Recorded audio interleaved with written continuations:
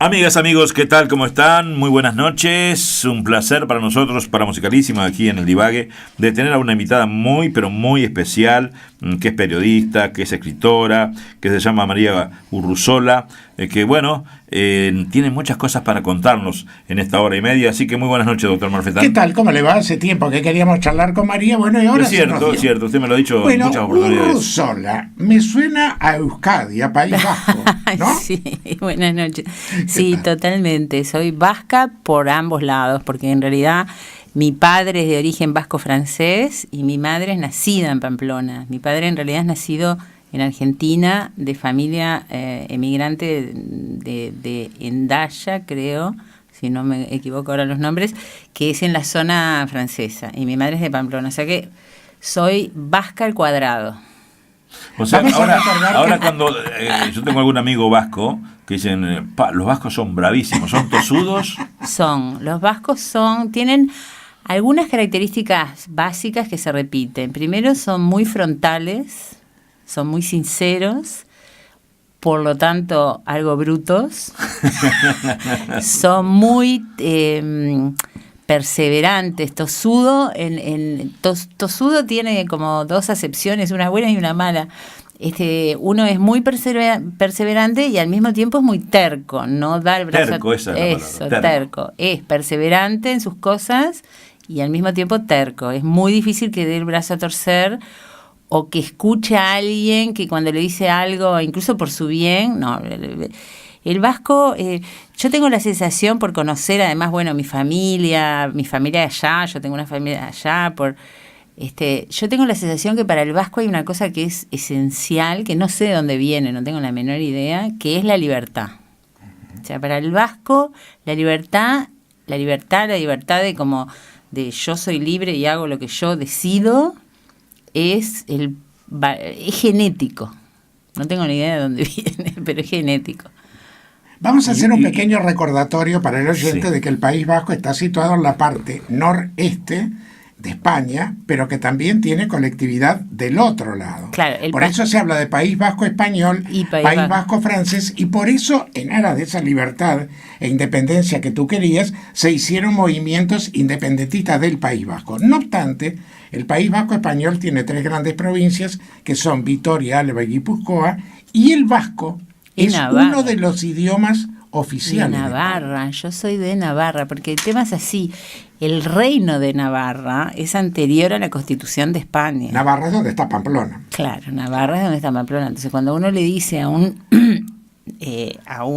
originario de Navarra, uno le dice, ¿tú sos vasco? Y dice, no, yo soy navarro. El reino de Navarra fue en realidad el reino que se mantuvo y que los reyes católicos de España negociaron con el reino para mantener como sus autonomías. Entonces, el País Vasco español está compuesto por las 4 provincias, además de esas 3 que tú dijiste, y además Navarra. Que los navarros se sienten como vascos, pero originarios. Son como... Yo no soy muy especialista en la historia del País Vasco, así que no quiero decir barbaridad que algún vasco que sepa de la historia me escuche y diga, esta uruguaya es una ignorante. Pero digamos, pero lo viví en mi familia. Mi madre le decía, ¿sos vasca? Y ella contesta, no, soy navarra. Entonces es como más fuerte. Yo tengo algunos amigos que para probarlos nomás, le digo, ¿qué haces español? Español no me digas nunca, soy vasco. Claro, porque el País Vasco para ellos es un territorio que abarca un pedazo de España y un pedazo de Francia. Claro. Ese es el País Vasco. Y por ese País Vasco durante muchos años hubo movimientos independentistas y sigue habiendo. En realidad el partido independentista vasco es muy fuerte y creo que es la formación más votada en el País Vasco español, no tanto así en Francia. Una famosa periodista que yo te conocía mucho de nombre, no tenía el placer de hacerlo físicamente, Jorge sí, porque ya estuviste acá, pero ¿quién es María Urruzola? Bueno, yo primero creo que soy mujer, soy uruguaya con estos orígenes, soy madre, soy una ciudadana, porque esto de ser periodista, esto de qué es uno no es su profesión. Es verdad que su profesión afecta a una parte importantísima de la vida. a lo mejor afecta casi la parte determinante de la vida. Pero uno no es eso. Yo tengo una anécdota que es muy graciosa, pero que en realidad representa... Yo tengo 2 hijos. Cuando pasó todo lo de Milán en el año 92, mi hijo menor tenía 8 años. Y entonces, bueno, la vida se transformó en una locura en mi casa. Y entonces yo tenía un niño chico que me pedía atención, la cena, el baño, la cosa, la escuela, no sé qué, y la casa era una locura, las llamadas por teléfono. Entonces yo vi un anuncio en la televisión de que había llegado al Uruguay el primer teléfono inalámbrico, que yo creo que era un anuncio de tienda inglesa, pero a lo mejor me equivoco. Y apareció una mujer muy distendida, hablando y moviéndose por la casa. Yo vi eso y dije, eso es lo que yo necesito. Y fui y me compré el primer teléfono inalámbrico que se puso en venta en el Uruguay, me lo compré. Entonces yo me ponía el teléfono en el hombro, lo sostenía con mi hombro y hacía, cocinaba, metía a mi hijo en el baño, hacía 18 cosas. Hasta que mi hijo se dio cuenta de la trampa. O sea, yo parecía estar, pero estaba todo el tiempo en el teléfono. Entonces un día me miró... ¿Pero era aquí en Uruguay o...? Sí, acá. Me miró muy enojado y me dijo, ¿podés ser más mamá y menos María Urruzola? Pa. Qué sonado fuerte, ¿no? Ahí fue una cosa que por dentro te pegó, ¿no? Claro, entonces sí, obvio. Yo dije, qué fuerte. O sea, ¿qué soy yo? Bueno, primero soy mujer. Y eso implica, soy hija, soy hermana, soy madre, soy amiga, soy compañera. Y además tengo una profesión, pero si uno deja que... A mí me parece que es muy de los hombres dejar que la profesión ocupe el espacio vital de su vida, o por lo menos de nuestra generación. Ahora los jóvenes yo veo que son diferentes, los hombres jóvenes diferentes. Los hombres jóvenes me parece que son diferentes en el sentido que le dan más lugar a otras esferas de su vida, a la familia, a los hijos, a los amores, yo qué sé. En nuestra generación los hombres se definían por la profesión. Y nada, y una profesión es una profesión. ¿No es? María, tus primeros estudios para comenzar con la María chica. Ahí está, María nació en 1954. ¿En qué barrio? Ay, en Malvin. No, Jorge, bueno, y ella dice la edad porque parece No, que sí, ya tuviera digo. 10 años menos. Por eso yo Hablando, le digo a la gente, hablando internamente, yo no la conocía, me imaginaba una señora mayor. Cuando le vi el estado físico que tiene, pero María, usted hace... Yo le dije 52 hace gimnasia. bárbaro. Cuando me dijo que tenía 2 hijos grandes, que es abuela, todo, digo, basta. Yo soy una señora mayor ya. Bueno, ¿cómo fue ese nacimiento en Malvin? Tu familia, justamente, entre otras cosas, ¿hablaban el vasco? ¿Practicaban el lenguaje? No, el vasco... Mi padre tenía algunas expresiones que había escuchado en su casa, pero no, el vasco es un idioma que se perdió y que recién en los últimos, 30, 40 años se está recuperando, pero el vasco incluso estuvo prohibido durante muchísimos años. No, en mi casa no se hablaba. Mi padre tenía algunas expresiones vascas, algunas expresiones francesas, pero no más de eso. Yo nací, me crié en Malvin, en Michigan y la Rambla. Mejor lugar imposible. Total, En aquella época todavía era una existía el playa cine. adorable. Existía el cine de la playa. Claro. Cuando nos castigaban porque hacíamos alguna travesura, éramos muy ¿El traviesos. cine de la playa? Sí, señor, había una gran pantalla que estaba en plena arena y alrededor un anfiteatro. Yo en el 54 que tenía 6 años y me llevaban a la playa Malvin, iba en tranvía. Claro. Qué barbaridad, yo como soy del interior, del como campo, no había, María. mirá, como no había autos de noche, la oscuridad de la Rambla y se ve que era muy oscura, se veía perfecta la pantalla, una pantalla gigante. Entonces cuando nos castigaban, nos mandaban, mi madre nos decía, no, pero queremos ir al cine, el cine de las sábanas blancas irán. Entonces nos mandaba al cuarto y nosotros nos metíamos en el cuarto de ella, que quedaba, la ventana quedaba enfrente a la pantalla, y veíamos desde la ventana las películas sin sonido. El sonido iba y venía según el viento, pero igual teníamos... Malvin era un barrio, parte de mi familia sigue viviendo en Malvin. Yo amo Malvin, pero claro, amo aquel Malvin, que en realidad era un barrio muy familiar, no era un barrio tan privilegiado y de alguna manera me parece que clasista como se ha ido volviendo. Sí, después se transformó en el barrio de Pinto Ruiz. En parte, toda la parte de la Rambla, Porque sí, se fue espantosa, para arriba, Malvin, digo, ¿no? Pero además se transformó en un barrio mucho más segregado desde el punto de vista social. Esa es la verdad, pero cuando en el Malvin que yo me crié no era así. Había gente más o menos acomodada, pero también había trabajadores. Mi familia, más allá que era una familia intelectual, si se puede decir, o donde la cultura era como muy importante, era una familia trabajadora. Y además nosotros nos criábamos puertas afuera. Supongo que en el interior era lo mismo, ¿no? Total. Los padres salían con el lazo a cazar a los niños para que vinieran a comer y vinieran a hacer los deberes, y pues estábamos todo el día en la calle.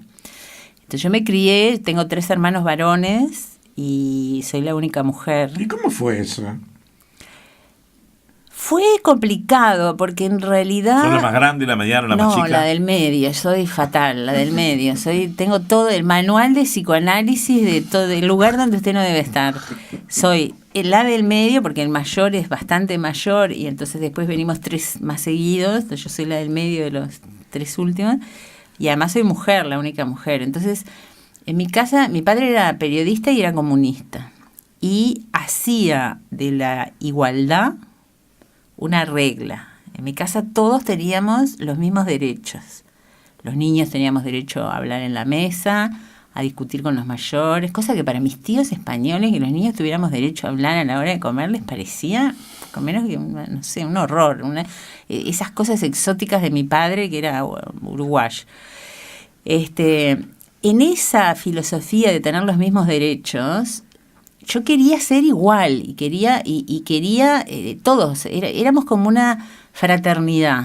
No solo éramos hermanos, sino que mi padre nos crió como si fuéramos una fraternidad, los mismos derechos.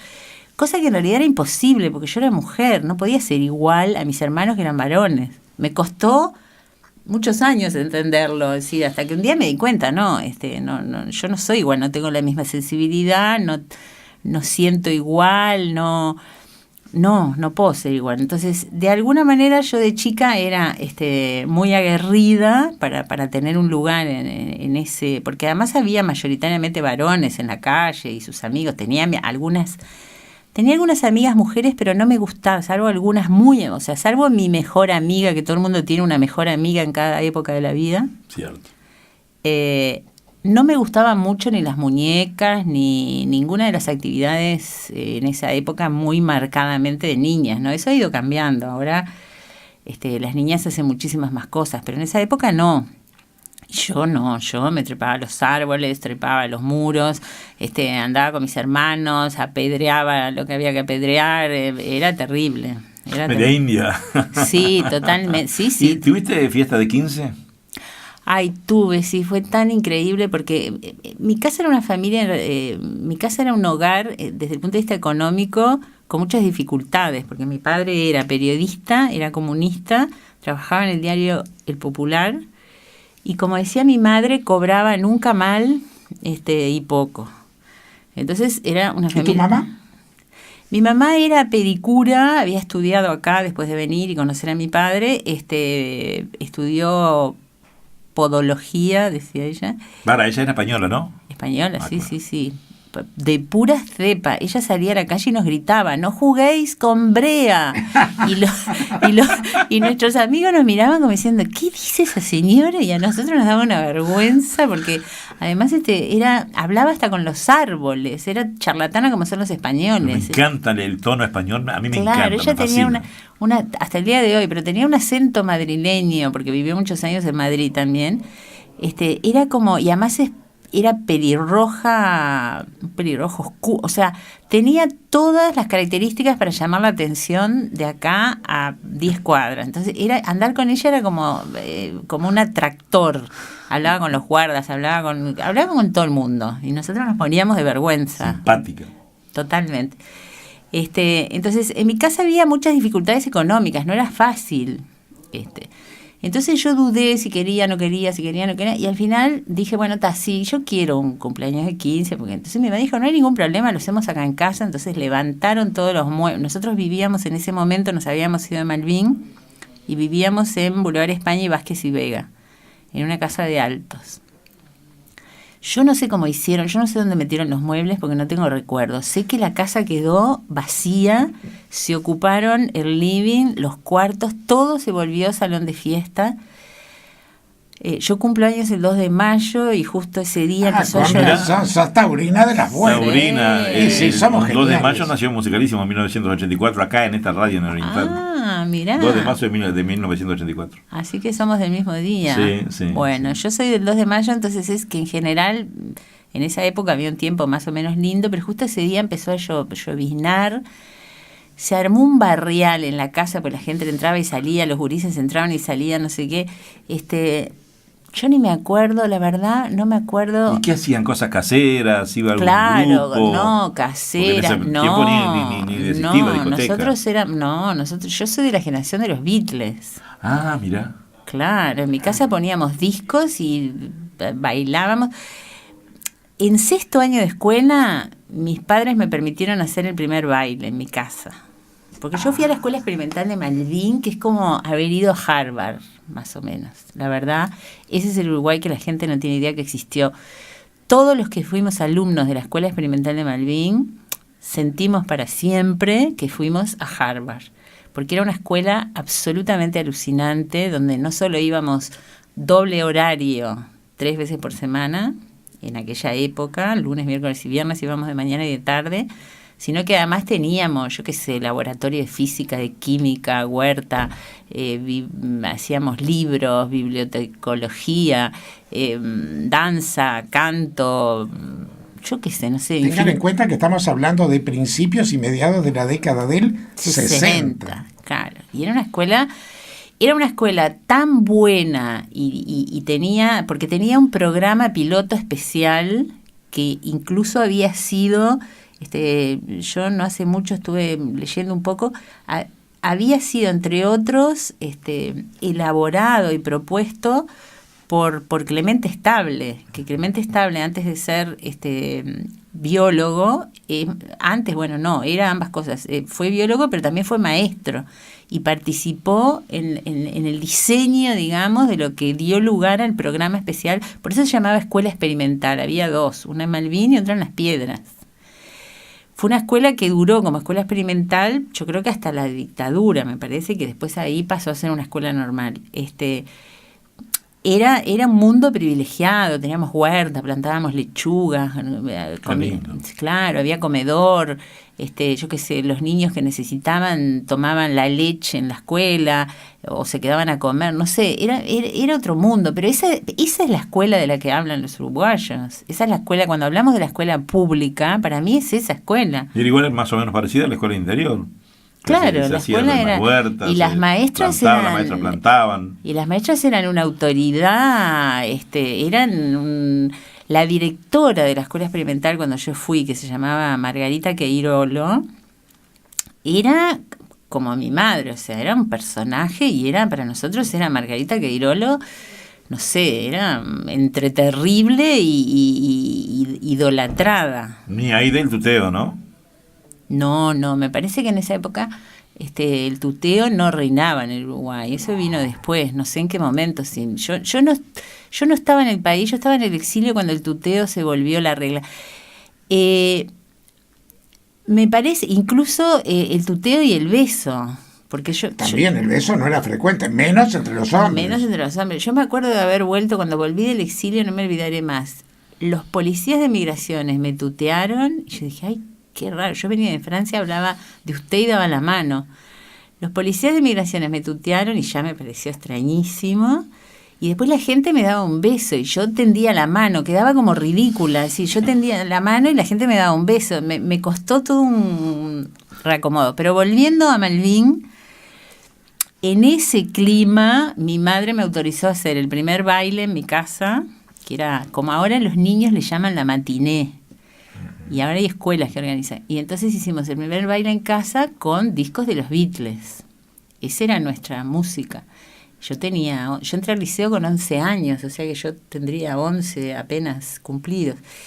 Y esa era la música de nuestros bailes. Los Beatles, el rock, bailábamos twist, rock. Eso, básicamente eso, twist y rock. Y en esa época licial, perdóname, cuando estás llegando a los 15, ya se va despertando en ti el interés por la lectura, por los acontecimientos. Tú sos una mujer políticamente muy implicada, después vamos a hablar de ese tema. ¿Ya iba surgiendo algo de lo que iba a pasar después? ¿O todavía, si bien habías apartado tu conducta, sabías que eras diferente que tus hermanos varones, pero todavía no tenías una tendencia? ¿O estaba la influencia de papá también? No, que era claro, no, mi casa era, no, lo que pasa es que mi casa era como un taller, como ahora uno dice, voy a un taller de literatura, bueno, mi casa era un taller de educación cívica y política internacional constante. Mi padre era jefe de la sección internacional del diario, y entonces, de alguna manera, vivíamos, toda mi casa, todo mi hogar vivía al ritmo de lo que pasaba en el diario. Incluso tengo una frase, yo en algún momento voy a escribir un libro sobre mi padre, y hay una frase que yo creo que va a ser el título, que es algo pasó en el diario, porque mi padre tenía solo un día de de descanso en la semana, que eran los sábados, y entonces siempre le prometía a mi madre, vamos a ir al cine, vamos a no sé qué, bueno, siempre la dejaba vestidita, arregladita, y entonces cuando decíamos, sí, papá, algo pasó en el diario.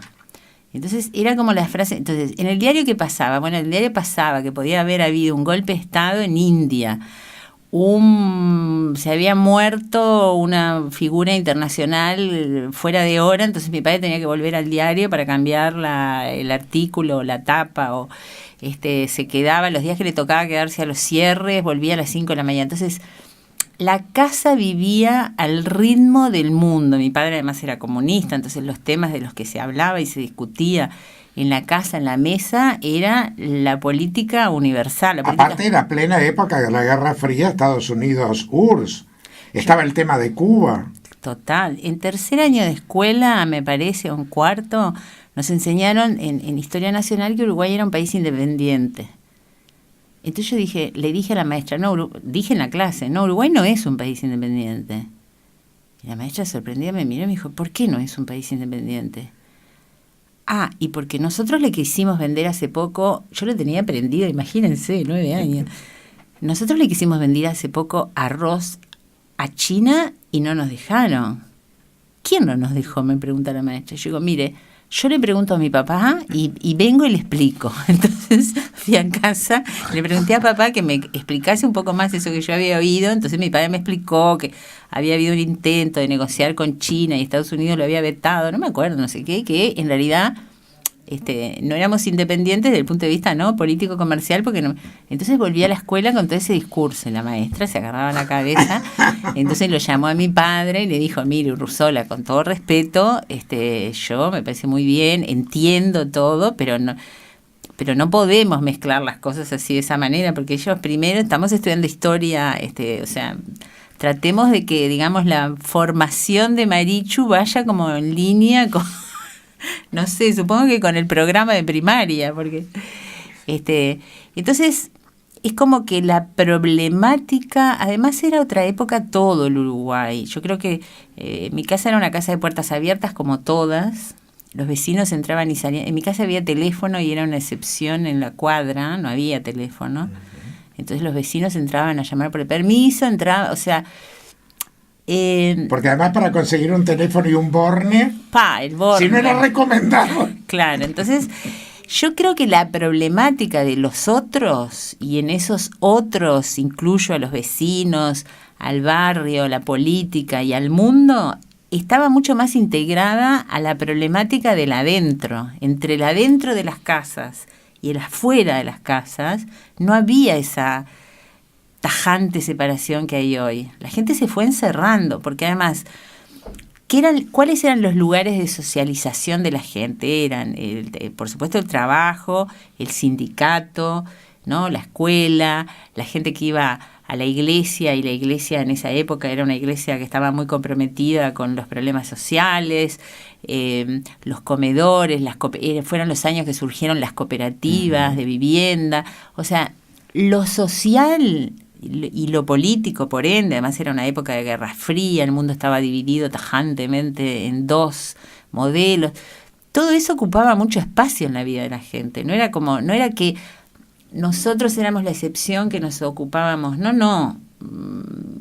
Creo que los otros, por eso yo le llamo los otros, porque en esos otros podía estar la política, podía estar el club, podía estar el sindicato, la vida sindical, la vida de los obreros, la vida de la clase trabajadora, estaba muy permeada por el devenir colectivo. La gente no vivía de la puerta para adentro como ahora, encerrada mirando televisión. A eso vamos a volver, porque sos aquí con Jorge estamos escuchando con tanta atención de esa improvisación como periodista y como escritora, que para ser escritora no es fácil, pero a mí me gustaría saber, Jorge lo sabe, pero yo no, ¿cuándo es el momento que te obligan a la familia, ¿no?, a exiliarte del país, a tu papá, o ustedes se exilian solos? No. ¿Cómo se va dando tu compromiso político, no? Y yo empecé a militar a los 12 años cuando entré al liceo, que mi madre estaba espantada, porque le parecía que todos eran... Mi madre venía de vivir la Guerra Civil Española siendo adolescente y había vivido todo lo que había sido la guerra, el franquismo, o sea, ella nos decía cosas que nosotros en ese momento no entendíamos. Mi madre decía, no, el odio entre hermanos, entre hermanos con respecto a un pueblo, ¿no? El odio entre hermanos siempre trae cosas malas. Ella trataba de calmar los ánimos, pero todos empezamos a militar en el liceo muy jóvenes. Las primeras manifestaciones que yo me acuerdo que eran por la rebaja del boleto. Pedíamos un boleto estudiantil y rebajado. Era la época del Pachecato, nos contestaban, bueno, cuando yo entré al liceo, ¿no?, nos contestaban con represión. O sea, en realidad hubo todo un sector de jóvenes que se radicalizaron o se concientizaron y después se radicalizaron muy rápido, porque del otro lado la respuesta no era el diálogo, no era el bueno, vamos a sentarnos, no, era el no, el autoritarismo y la represión. Entonces nosotros todos empezamos a militar muy jóvenes en el liceo, a partir de los 12, 13, así, íbamos a las manifestaciones. Años fermentales, perdóname, además porque venía la primavera francesa y en el Uruguay caía el primer estudiante a manos de la policía. Que se podrá discutir si era estudiante o no, militante o no, pero yo lo recordaba el otro día. ¿Quién? ¿Liberarse? No se puede discutir, era estudiante. Que murió en el año 68. Claro. Y la tremenda, impresionante manifestación que fue su sepelio. Impresionante. Yo lo recuerdo pasando el cortejo frente al hospital pero de Clínicas. Antes de eso. Y fue algo terrible. Terrible, porque además pero antes del 68, eso fue como, el 68 fue como la consecuencia de una cosa que iba increyendo. Ya habían habido problemas en el 67 cuando la famosa reunión de presidentes. Exacto, y en el 66 había en los liceos, hubo por supuesto detenidos y huelgas bancarias y en los frigoríficos, había una actividad sindical muy fuerte, una actividad estudiantil muy fuerte, había mucha represión, había bandas fascistas en los liceos, habían habido ataques fascistas, gente dañada, lastimada, había una situación de... Fue algo como que se precipitó rápidamente para algo que no estábamos muy acostumbrados. Sí, rápidamente llevó como 10 años, ¿no? Desde el 60 y poco hasta... 60, claro, desde el 60 y poco hasta el golpe de Estado, fueron 10 años que la sociedad se fue radicalizando, enfrentando, extremando. Y en realidad los jóvenes, me parece que por naturaleza, si formábamos parte de cierto sector social donde había información, cultura y sensibilidad social, era lo normal. Los jóvenes por definición son altruistas. No sé ahora, porque ahora es muy difícil saber y es muy difícil hablar así en genérico. Pero normalmente es la edad en la que uno tiene sueños de igualdad, de fraternidad, de tener amigos. Yo creo que para nosotros la militancia también eran horas de amigos con los amigos, de charlas, hablábamos de literatura, de yo qué sé, de la política mundial. Y la política mundial también era el sueño de viajar. Claro. A mí muchas veces me han preguntado si yo qué soñaba cuando yo era chica. Y a mí me cuesta acordarme qué soñaba cuando yo era chica, porque me parece que la vida era mucho más rica, no teníamos... Tengo algunas sensaciones, pero son como impresiones. Tengo la sensación de que todos éramos mucho más pobres, el mundo en general era mucho más pobre, éramos mucho más igualitarios, estábamos más, nos parecía normal ir a la escuela con la hija de la empleada doméstica, o sea, había una cosa mucho más fraterna. y soñábamos con cosas épicas y no con dinero. O sea, yo soñaba con ser guerrillera en la Sierra Maestra, por ejemplo. No soñaba con tener una casa, no sé, no. Soñaba con ser guerrillera en la Sierra Maestra, soñaba con recorrer el mundo siendo misionera, por ejemplo.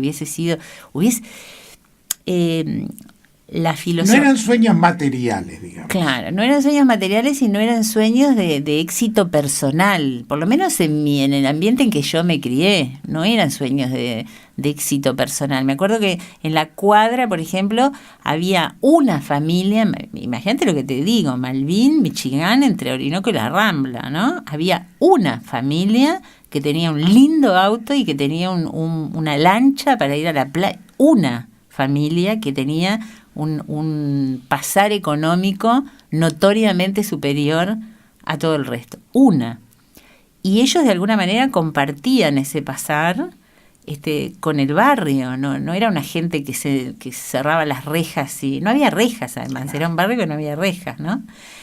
Entonces me parece que también no solo los otros ocupaban un lugar adentro de las casas muy importante, sino que los sueños y los deseos de la gente no estaban tan vinculados a lo material y al éxito personal. Eran más bien sueños colectivos.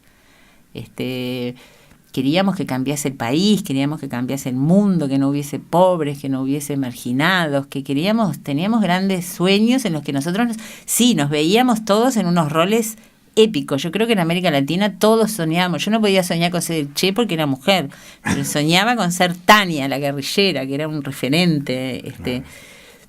Entonces, naturalmente todos fuimos militando y fuimos agarrando caminos diferentes.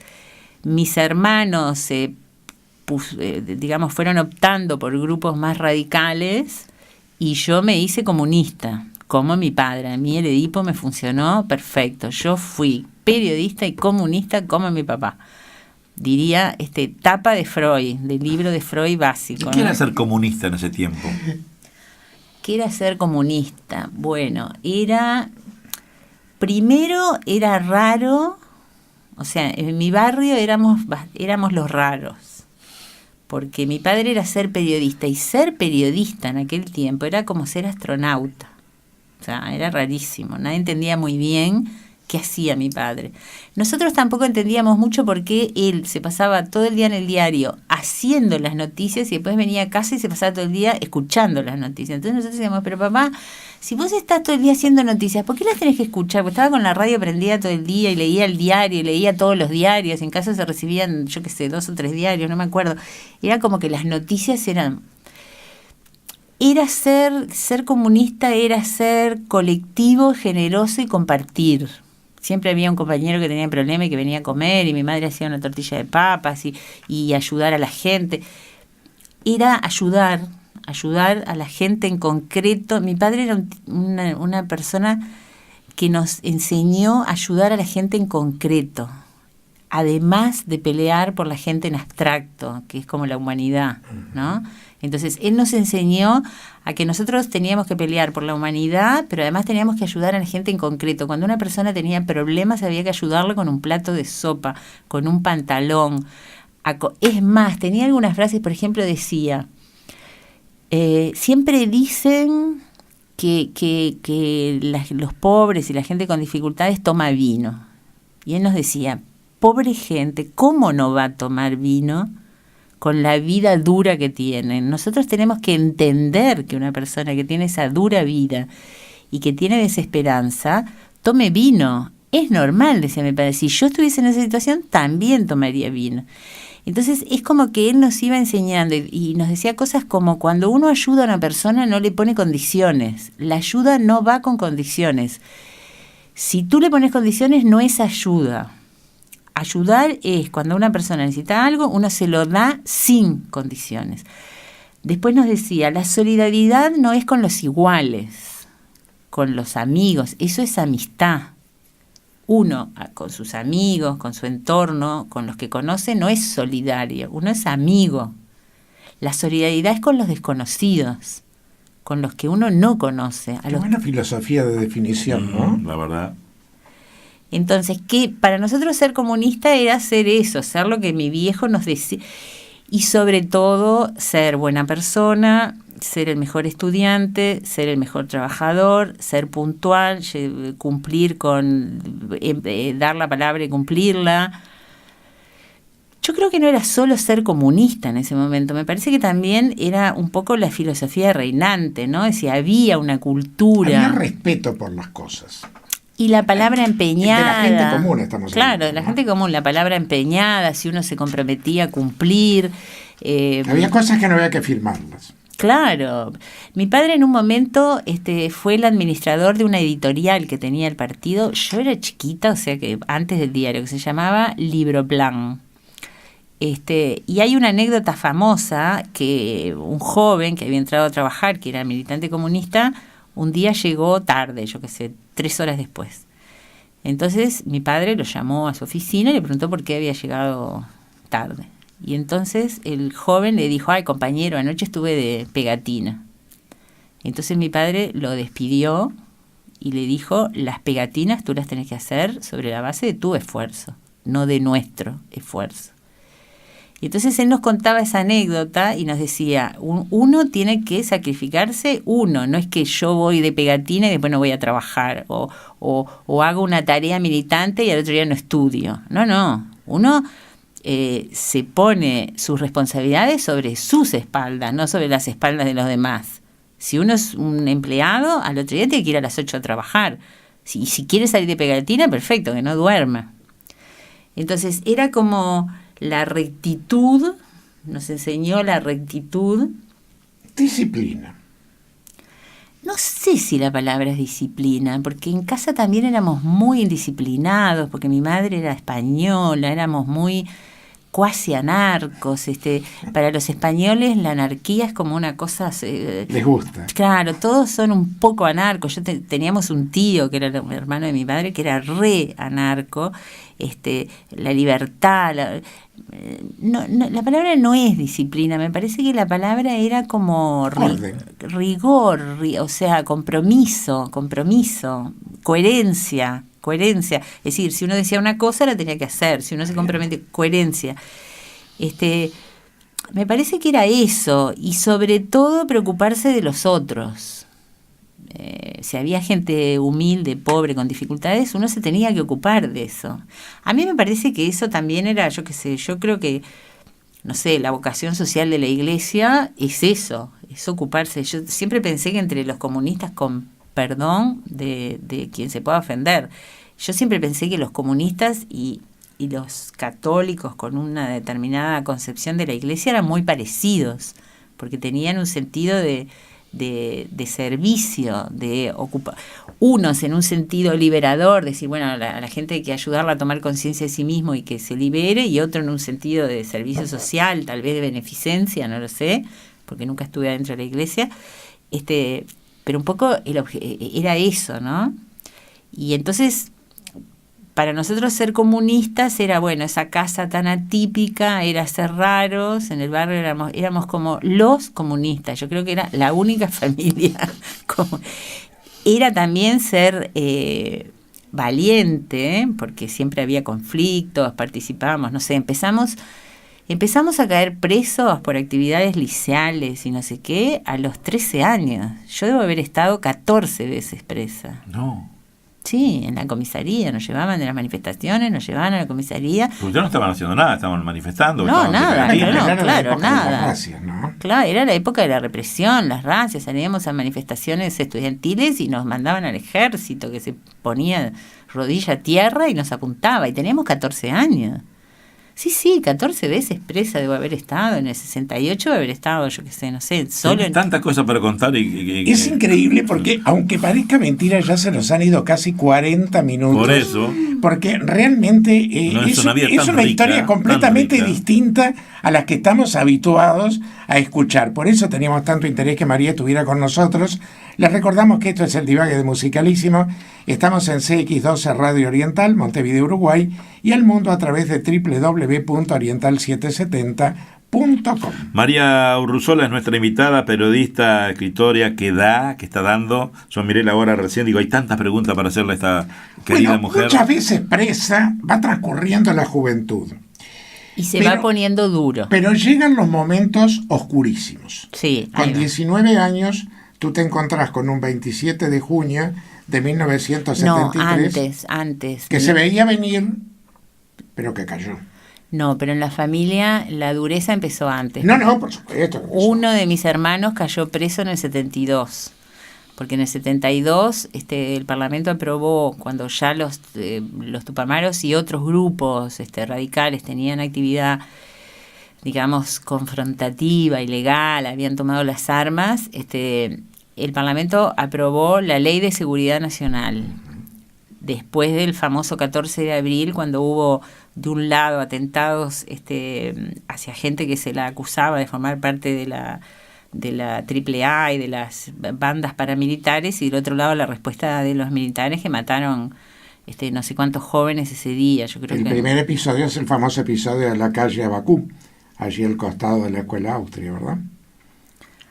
Sí, donde estaba el teniente general Gravina, que era el jefe. No me acuerdo. Había 4 soldados allí, que es donde está colocado un monolito que después se colocó. Sí, no sé si fue eso. El 14 de abril fue un día en el que, hubo muchos enfrentamientos, muchos muertos, y a raíz de eso el Parlamento decretó la Ley de Seguridad Nacional, porque nosotros veníamos de medidas prontas de seguridad, o sea, prácticamente que permitía suspender las libertades individuales, allanar las casas, o sea, las medidas prontas de seguridad eran medidas excepcionales que hacía que no regía los derechos normales, sino que la policía podía hacer una cantidad de cosas. Pero la Ley de Seguridad Nacional fue mucho más grave.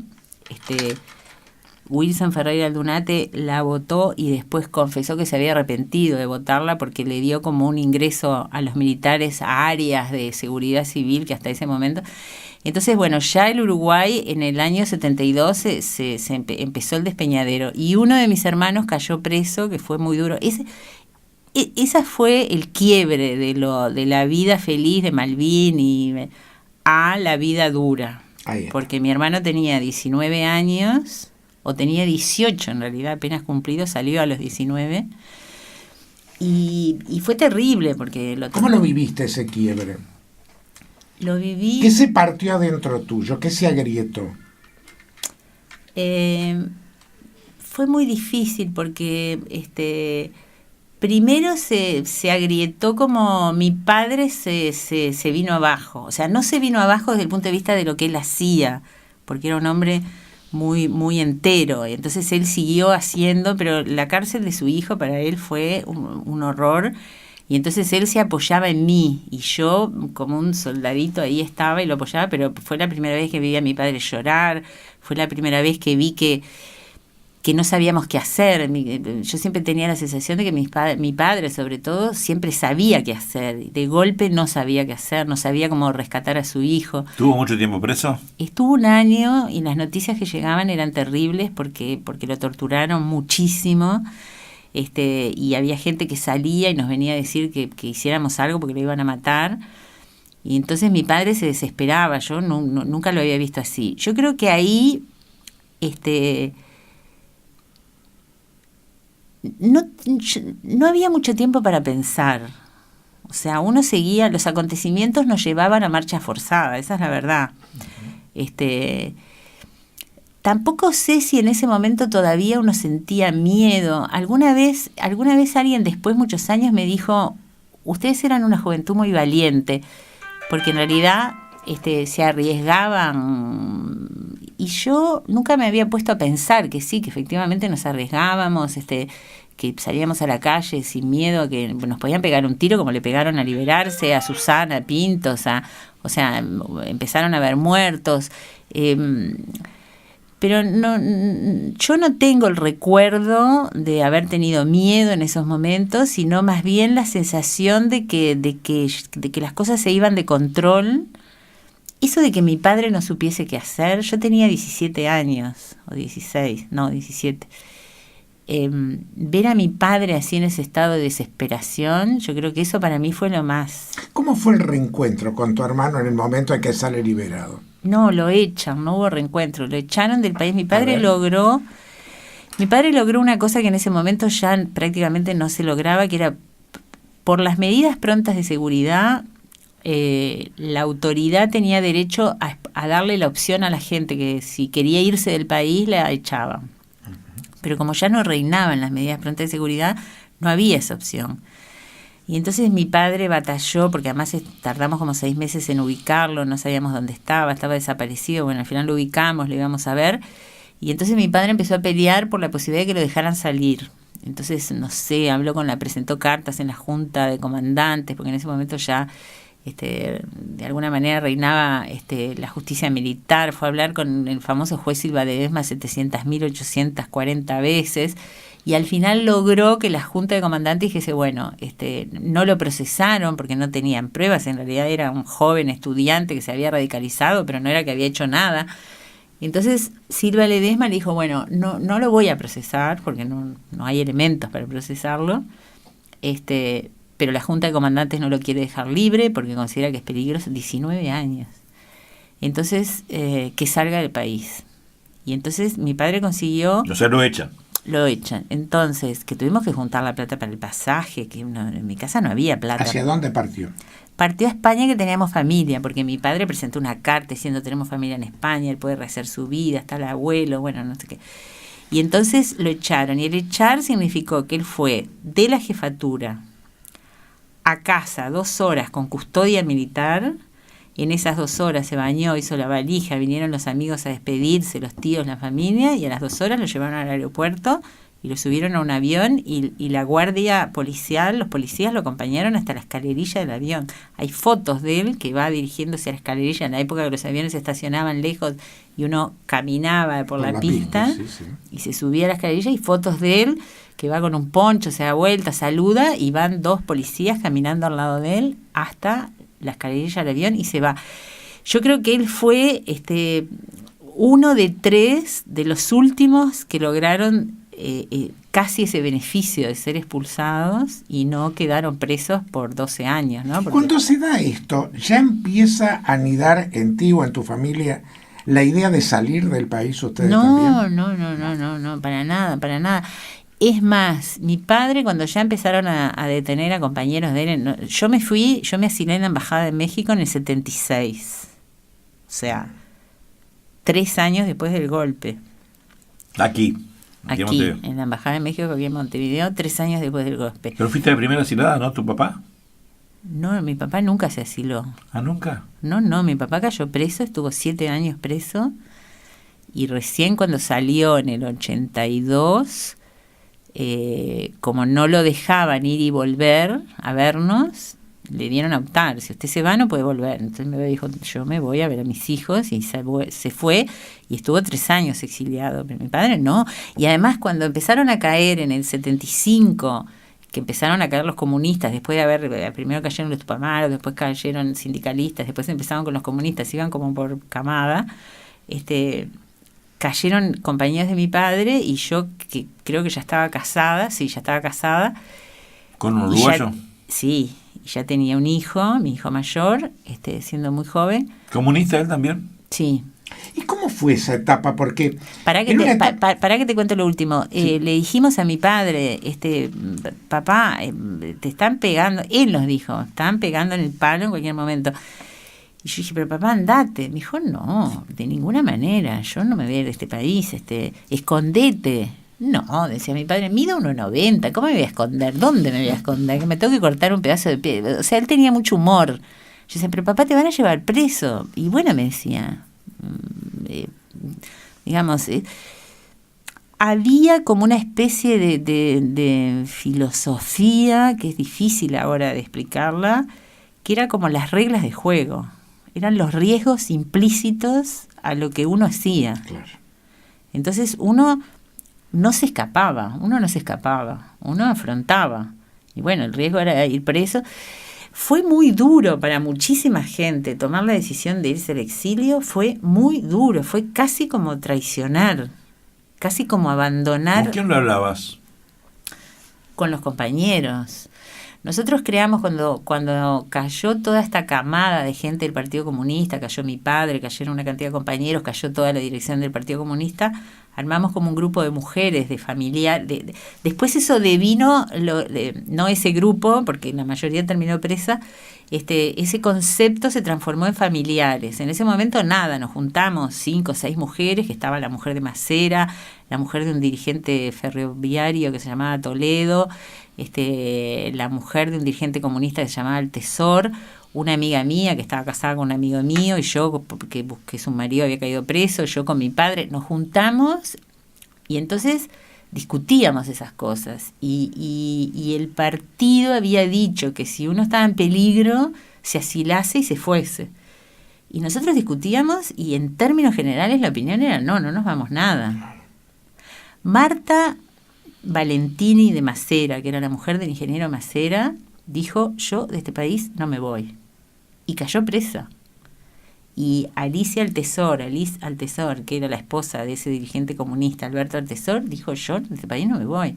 O sea, no era una opción, era desgarrador. Era desgarrador irse. Uno abandonaba su vida, su patria, sus amigos, y además abandonaba a sus seres queridos. O sea, yo, la sensación era, estoy abandonando a mi padre, estoy abandonando a mis amigos presos. ¿Tu vieja? Mi vieja se quedó, mi vieja nunca se fue al exilio, mi vieja se quedó acá solita, nos fuimos todos los hijos que eran... No, lo que yo te quería preguntar es cómo fue eso del matrimonio y de ser mamá justo en medio de una situación ya tan compleja, y por qué llega un momento en que decís, sí, yo me tengo que ir. A ver, ¿cómo lo explico? Yo en el último periodo de mi militancia militaba con Nibia Zabalzagaray. Éramos la comisión de finanzas. No era muy grave, más bien era muy necesario buscar plata a nivel universitario.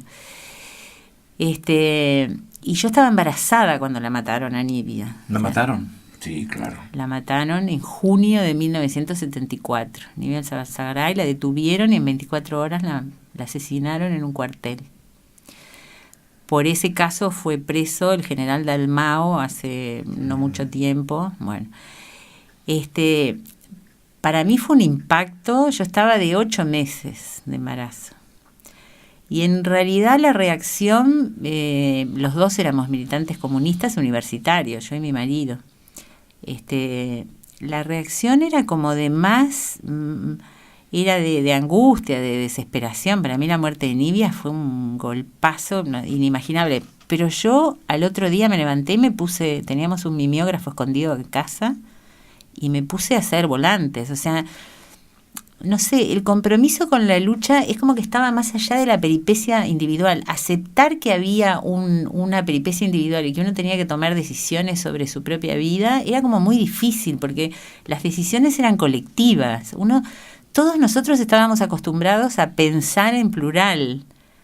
Nadie tomaba decisiones individuales. Le preguntábamos a los compañeros, se tomaban decisiones en grupo. ¿Qué hacemos? Todos, muchos. Entonces, bueno, a partir de ahí se empezó a endurecer. Mi marido cayó preso 2 o 3 veces, estuvo, no sé, mi hijo tenía 2 meses, me parece, o 3, y su padre estuvo 1 mes y medio preso en el Cilindro. Mi padre también había estado preso en el Cilindro. O sea, me parece que eso era lo que... cuando cayó preso mi padre, que ya la situación era muy difícil, estaban buscando a mi marido y me estaban buscando a mí.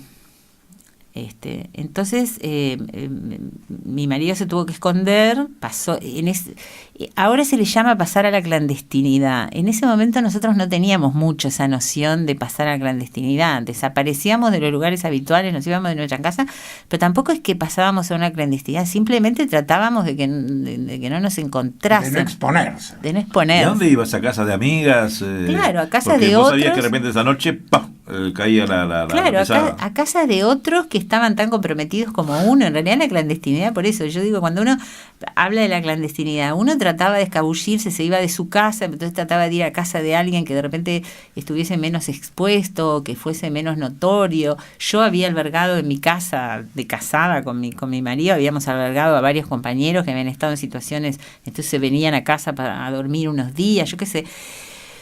Era una situación, era muy difícil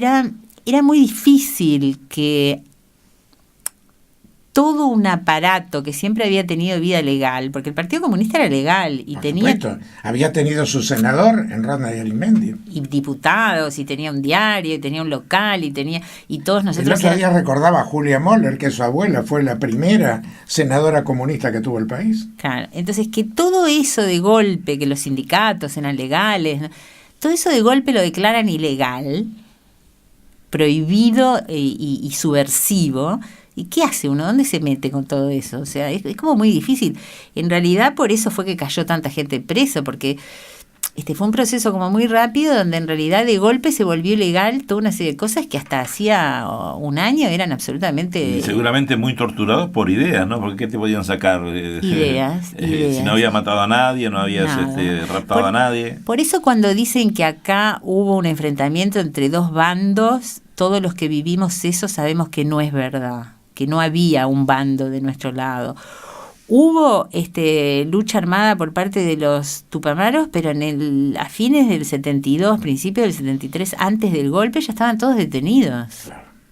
O sea, ustedes imagínense ahora un país democrático, no sé, porque después pasó en muchos países. En Irlanda estuvo el ejército, ¿no?, de independencia. Sí. Lo vencieron, lo desarmaron y no dieron un golpe de Estado. En España estuvo la ETA, ¿no? Lo vencieron, lo desarmaron y no dieron un golpe de Estado. En Italia estuvieron las Brigadas Rojas, lo mismo, lo vencieron, lo desarmaron y no hubo un golpe de Estado.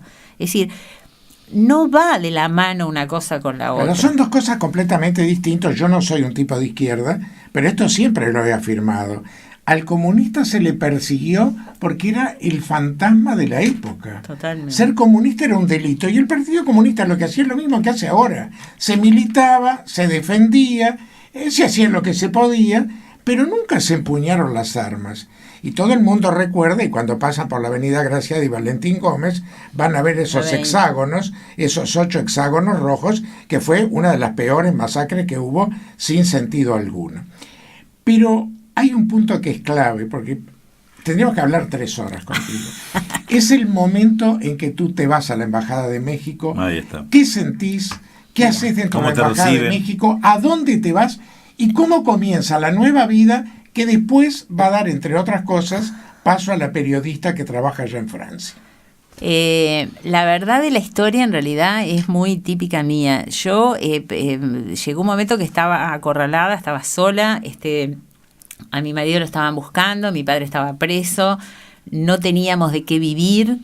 La situación económica, yo ya a mí se me había ocurrido hacer artesanías, me acuerdo que, todas cosas que eran como la sobrevivencia. Bueno, en determinado momento ya estaba totalmente acorralada y entonces se había empezado a asilar alguna gente en la Embajada de México, alguna gente.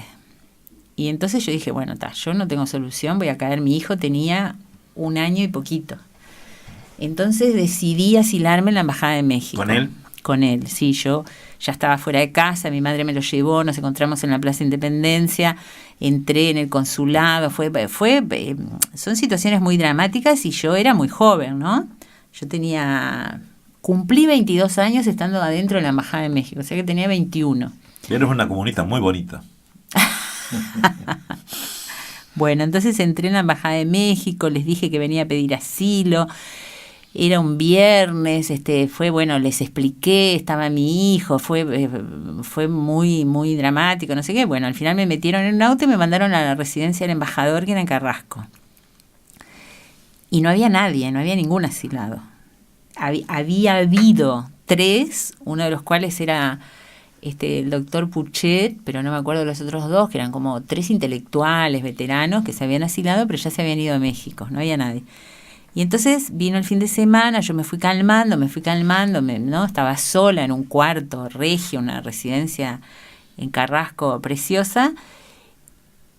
Y entonces me dije, ¿yo qué estoy haciendo? Me estoy yendo, estoy abandonando a todo el mundo, estoy traicionando, estoy dejando tirados a mis compañeros. No, esto es una locura, es una locura. Entonces, desesperada, el embajador no estaba, yo me relacionaba con el personal, Teresa y el ama de llaves, divina Teresa y su esposo. Entonces le dije a Teresa el domingo, le dije, quiero hablar con el embajador. Bueno, no, va a llegar tarde, no sé qué, sí, pero quiero hablar mañana. Entonces el lunes de mañana, a las 7 de la mañana, me levanté a esperar que el embajador se levantara. Y cuando se levantó a desayunar, le dije, embajador, yo me quiero ir. Y entonces Vicente Muniz Arroyo se llamaba. Entonces me dijo, vení, vamos a desayunar juntos. Entonces nos sentamos a desayunar y me dijo, mira, yo te entiendo. Yo dije, yo no me puedo ir, estoy abandonando a mi padre, estoy abandonando a mis amigos. No, fue un momento de... pero yo me quiero volver para afuera, quiero volver a mi casa y quiero volver a mi vida. Entonces me dijo, mira, yo te entiendo, pero me parece que es un disparate. O sea, a mí me parece que tú de acá podrás estar 2 días, 3 días, 4 días, pero vas a terminar presa. Sí, pero no, yo me voy. Entonces me dijo, bueno, yo no te puedo obligar. Yo dije, usted informó de que yo me dijo, yo no informé al Ministerio de Relaciones Exteriores porque en realidad tú entraste el viernes, yo iba a informar hoy, o sea que no, desde el punto de vista formal no hay ningún problema. Entonces yo dije, entonces yo me voy. Entonces él me dijo, yo lo único que puedo hacer es preguntarte si tenés plata. Le dije, no. Me dijo, bueno, yo te voy a dar plata para el ómnibus, para el taxi, no me acuerdo. Pero te voy a pedir una cosa. Como yo creo que esto es una locura y que esto no va a funcionar, si tú no caes presa y la situación se complica, yo te pido que tú vuelvas. Y no tenés que ir ni siquiera a la Cancillería. Tú llamás por teléfono y decís que sos a mi hijo le decían Rololo. Tú llamás por teléfono y decís que sos la mamá de Rololo y que vas a ir a llevar verduras a la embajada. Y te venís para acá. Yo salí de la Embajada de México y me volví a mi casa, que toda mi familia casi se desmaya, fue como... en realidad fue como... Con Rololo en brazos. Con Rololo en brazos, en diciembre. No me acuerdo qué fecha, eran como los últimos, no sé, fines de diciembre, no me acuerdo mucho. Y me volví a asilar, porque era imposible, en febrero. Cuando yo volví a la Embajada de México en febrero, había 120 personas. Yo llamé, hice lo que el embajador me había dicho, llamé y dije, habla a mamá de Rololo, voy a llevar no sé qué, sí. Entonces me fui directamente, me acompañó una amiga del alma que su marido estaba preso, que ella estaba embarazada también, y nos despedimos en la esquina. Entonces cuando alguien iba a entrar en la embajada, lo que el embajador hacía, la residencia ya estaba, se dormía en el sótano, en el techo, o sea, imagínate, llegaron a haber 300 personas dentro de la embajada. El embajador cerraba el hall de acceso, cerraba todas las puertas para recibir a la persona que... Y entonces, bueno, y los que estaban adentro no sabían quién venía. Y yo llegué y claro, Teresa, el ama de llaves, y Servando, su marido, me recibieron con un abrazo y los refugiados no entendían nada, porque los asilados, mejor dicho, no los refugiados. Por supuesto que la inmensa mayoría nos conocíamos, éramos todos claro. Estaba, yo qué sé, buena parte del elenco del Teatro del Galpón, que no era que yo los conocía personalmente, pero bueno. No entendían aquella escena de que me recibieran con un abrazo y como... Porque nunca nadie había dicho nada de que yo había estado asilada. Ni el embajador, ni Teresa, era un secreto. Y bueno, y tuve que volver. O sea que en realidad era... Por eso yo ahora digo, cuando hablamos de los sirios... Y cuando los sirios se quieren volver, y yo digo, es lógico, tienen razón, ese es el sentimiento de un expulsado de su país, lo único que quiere es volver, y no se va a detener a pensar qué es lo que le están ofreciendo y cuál es el país que lo acoge, porque su cabeza, su alma y su corazón están en Siria. Ellos no pueden mirar, no pueden entendernos, no pueden ver. A mí me pasó lo mismo. Yo me fui a México y de México me fui porque mis hermanos estaban en Francia y mi padre nos pedía que estuviéramos por ¿Para cuándo estuviste eso asilada? es importante. Tú llegas a México. Pero ¿cuánto tiempo estuviste asilada?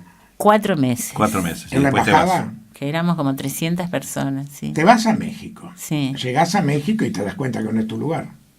No me doy cuenta ni siquiera mucho de nada porque nosotros llegábamos y nos recibían en un hotel. Después abrieron 2 hoteles, que todo el Hotel Versalles, que después el terremoto del 80 y tanto lo derrumbó. Entonces éramos centenares, ¿no? Después abrieron otro hotel, entonces al principio y nos recibían con mucho control oficial y con muchas reglas, no podíamos esto, no podíamos lo otro. Entonces, lo que nos dijeron es, se lo tienen que tomar con calma, que hay un problema de altura, tienen que salir de a poco, tienen que caminar de a poco, les puede venir el mal de la altura. Hay que recordar que Ciudad de México está a 2.800 metros. Claro, no tienen que de a poco vamos a ir organizando toda la instalación de ustedes. Yo salí con una ansiedad desaforada de hacer una vida normal porque mi hijo, que era chiquito, cumplió 2 años en México, o sea que todavía no tenía 2 años cuando estábamos en la embajada. Estuvo 4 meses viviendo con 300 personas. Y no entendía nada, pobrecito. Para él la normalidad era aquello, o sea, de vivir en una cosa llena de niños, llena de gente, era incontrolable, era famoso el Rololo.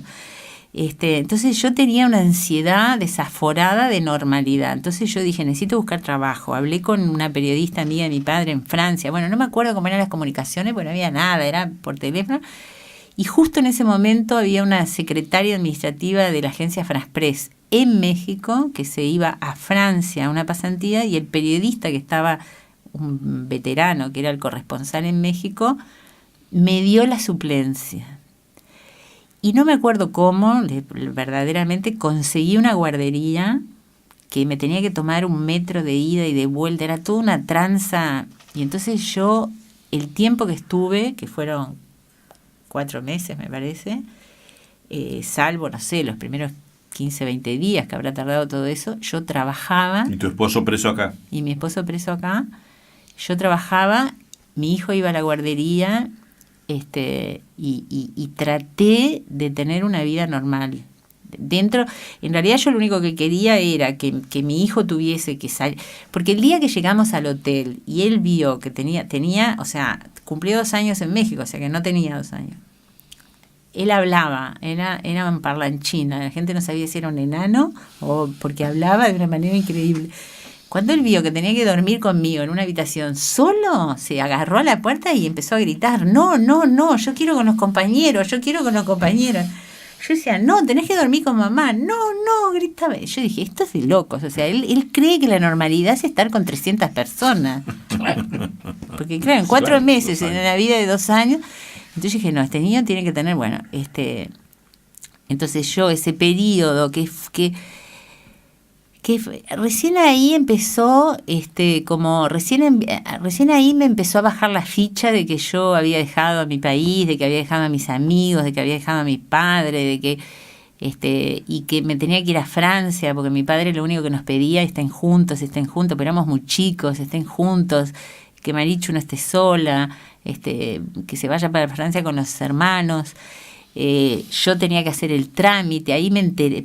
Para mí el mundo era ancho y desconocido, o sea, yo no tenía la menor idea. Por eso a mí me desespera tanto esa cosa con el tema de los refugiados. Yo no tenía la menor idea en el mundo, no tenía la menor idea. Yo era una uruguayita del barrio Malvin que de golpe estaba en la Ciudad de México y no tenía la menor idea de cómo funcionaba el mundo. Segunda ciudad más grande del mundo, claro, además. El mundo para mí era una cosa incomprensible. Entonces yo dije, me quiero ir a México. Y entonces me contestaron, no puede porque usted tiene refugio en México. Entonces yo contestaba, no, pero yo no quiero refugio. Porque ya, o sea, para mí refugio era una situación de que te sacaban del peligro y ya está. No, porque el refugio es un estatuto, claro, un estatuto internacional jurídico. Entonces yo decía, no, pero yo no quiero refugio, yo me quiero ir a Francia. No puede, me decía. ¿Por qué no puedo? No, porque usted es refugiada en México. No, pero yo no quiero refugio en Francia. Era como, claro, yo no entendía que el refugio era un estatuto. ¿Y cómo se puede diligenciar la salida a Francia? Porque yo creo que me encontré con gente, por eso yo creo que es muy importante entender lo que vive un refugiado.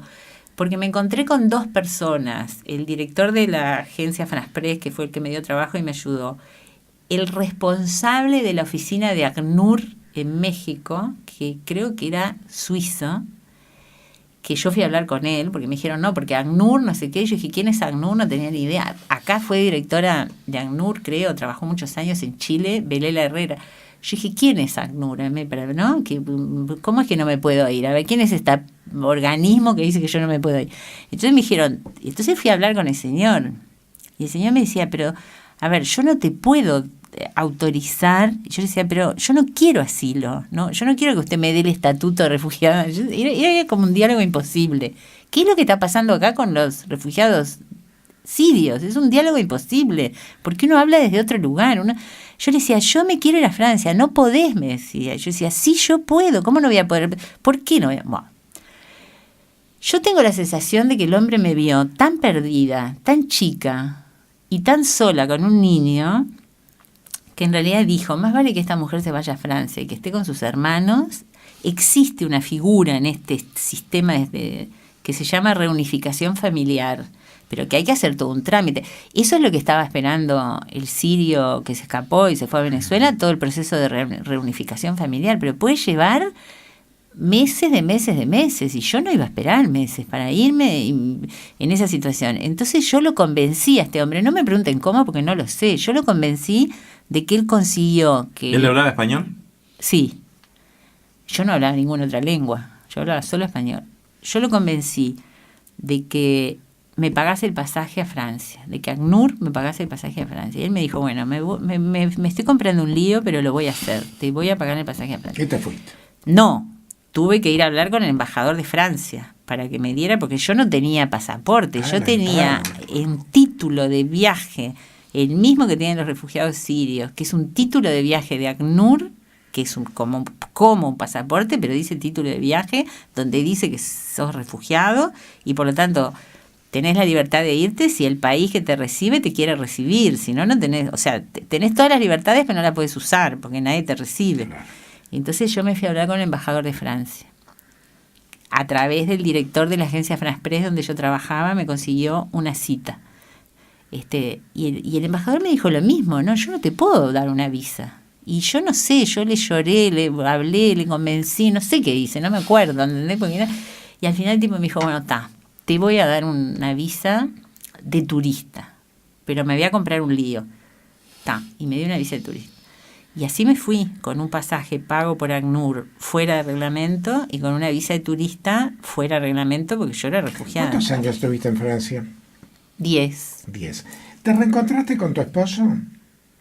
No, ya nosotros estábamos como en un proceso de separación o de crisis, más bien de crisis y bueno, sí.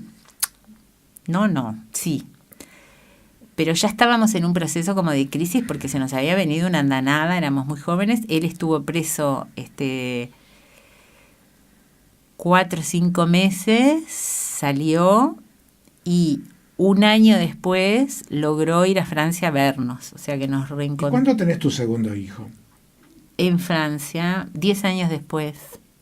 Pero de otro padre, claro, de otro francés. No, un uruguayo también exiliado. Mira. Qué cosa, ¿no? Y María, ¿qué pasa en esos 10 años? ¿Qué haces en Francia? Bueno, todo esto de lo que hablé que es muy doloroso, igual cuando uno tiene 22 años y llega a Europa, tiene 22 años y llega a Europa. Yo descubrí el mundo. Claro, llegás a Europa, nunca me olvidaré, creo que la segunda noche mi hermano tenía una moto. Aparte no a cualquier ciudad. Claro. Que igual yo hubiese ido donde estaban mis hermanos, ¿no? Claro. Hubiese sido Calamuchita, o sea, dio la casualidad que estaban en París. La segunda noche mi hermano tenía una Vespa y me llevó a como de noche así, y me acuerdo de la plaza de ¿Tu hermano fue exiliado también? Claro, el que salió preso, que lo echaron. Fue el correcto. primero que Ese fue fue a el Francia. primero. Ese fue el primero y Después se fue a Francia. después se fue el menor, después echaron al mayor y después llegué yo fui Bien. la última. Pero ya ibas más contenida, porque estaba tu familia. Claro, estaban, o parte de tu familia. estaban claro, dos de mis Y hermanas. tenías trabajo. No tenía Está nada, bien. no tenía nada. Es más, todas las ayudas que le dan a los refugiados no me las quisieron dar porque me dijeron que era mentira, que me habían, o sea, no me creían que el embajador me había dado una visa de turista voluntariamente. Y bueno, tuve unos líos formales porque vuelvo a lo mismo, los mismos líos que tienen los refugiados sirios. Yo tuve unos líos, no me dieron ninguna ayuda. Me dijeron, no señora, usted acá no puede ser refugiada, usted tiene que estar en México, esto es irregular, ilegal. Yo decía, pero hablen con el embajador, pregúntenle, yo no lo obligué, el señor, bueno. Yo llegué y descubrí el mundo. Era un proceso muy doloroso porque nosotros vivíamos pendientes de Uruguay, vivíamos pendientes de las noticias, las cartas demoraban meses, mi padre estaba preso. Había toda una parte de desgarro constante, era una cosa como de dolor sordo que uno tenía en el fondo del alma constantemente, pero al mismo tiempo estaba en París, tenía 22 años, tenía un hijo, lo tenía que alimentar. O sea, eso también yo creo que a mí, de alguna manera, mi cable a tierra fue mi hijo, porque tenía que ir a la escuela, tenía que comer, tenía que tener una vida ordenada. O sea, yo era muy joven, pero tenía un niño. Y además descubrí el mundo, descubrí primero durante, no sé, todo un tiempo que todo me parecía como muy inaccesible y no hablaba el idioma y tuve que aprender el idioma y conseguir una guardería y llevar a mi hijo a la guardería, ir a clases de francés y bueno, era una cosa. Me refugié en los libros, empecé a leer en francés, que era como una cosa. Y entonces, claro, descubrí la Segunda Guerra Mundial, pero ya no en los libros de historia. Descubrí que había sido verdad, descubrí que eso había pasado ahí, que el nazismo había estado ahí, que la resistencia había existido. Es como se me abría el mundo, descubrí en ese momento, empezaba a hablarse, yo llegué en fines del 76, empezaba a hablar del eurocomunismo. Aparte una historia que no estaba tan atrás, porque había acontecido hace apenas 30 años. Claro. Se empezaba a hablar del eurocomunismo, que era como la versión democrática italiana, española. Empecé a leer sobre el eurocomunismo, empecé a leer, de una manera así como ávida, ansiosa, ¿no? Porque soy curiosa, básicamente. Y empecé a buscar trabajo. Yo qué sé, trabajé de cartera, trabajé de empleada doméstica, trabajé de asistente de una arquitecta loca que se instalaba a vivir en las obras que arreglaba. Trabajé de encuestadora en la calle. Una busca vida. Claro, porque no tenía forma. O sea, yo había terminado el preparatorio y todavía debía alguna materia, pero había entrado y había empezado a oscilar. Había hecho preparatorio de arquitectura, pero ya sabía que arquitectura no me gustaba. Había entrado primero en el Instituto de Educación Física para ser profesora de educación física, porque me encantaba la actividad física. Me encantaba la pista, corría, todo, saltaba, todo, pero las materias teóricas eran un embole, no me gustó. Me fui a servicio social para ser asistente social, con eso la vocación. Yo tengo un lado de mi personalidad que es como de asistente social. ¿Pero de acá o allá? Acá, Antes. La cuestión es que cuando me fui al exilio no tenía ninguna formación. ¿Y cuándo entras al periodismo en Francia? ¿Cómo entras?